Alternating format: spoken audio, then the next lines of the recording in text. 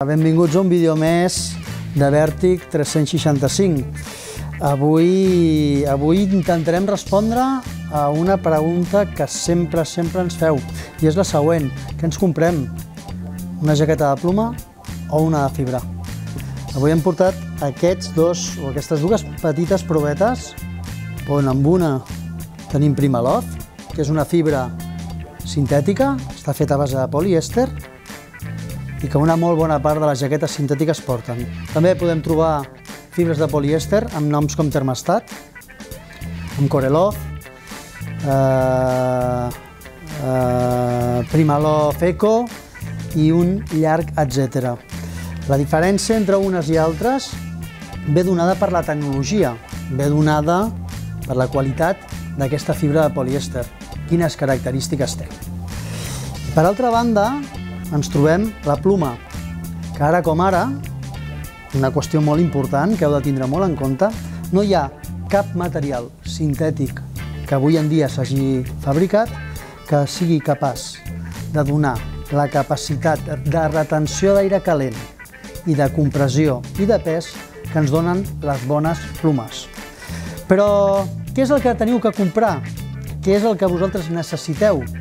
Doncs farem una partició i parlarem d'un aspecte molt interessant. Quins inconvenients té la pluma? Doncs l'inconvenient obvi de la pluma és que la pluma, quan es mulla, s'apelmassa i deixa d'escalfar, amb la qual cosa és una peça que és inútil per aconseguir donar-nos escalfor. Aquesta particularitat no passa amb el Primaloft. El Primaloft es mulla i aproximadament un dia normal es secaria en mitja hora i a més no retén aigua. Això té la virtut de que és molt adequat per a activitats aeròbiques, en condicions de fred podem suar molt i la pluma la mullaríem i en canvi la fibra la mantindríem seca. Ara bé, què ens hem de comprar? Una jaqueta de fibra o una de pluma? Doncs dependrà de l'activitat per la que la volem. La nostra recomanació des de Vèrtic és la següent. Les peces de pluma són molt adequades o bé per llocs extremadament freds, nord d'Europa, hiverns als Alps, Canadà, Himàlaia amb condicions de molt de fred, on la jaqueta de pluma la utilitzarem no només per descansar, sinó també per poder fer una miqueta d'activitat sempre que el nostre ritme no sigui molt alt i no suem. I la fibra la utilitzarem per tot allò que utilitzem abans a l'antic forro. Més detalls. Jo he apartat 3 peces. Una peça de pluma. És una peça que porta una pluma de moltíssima qualitat, però que té una característica molt interessant. És pluma hidrofugada. És una pluma que se li ha donat un tractament i d'aquesta manera aconseguim que tingui menys capacitat de retindre aigua. Això li dona una miqueta més de pes de lo habitual. Una altra particularitat? Doncs una altra jaqueta de pluma.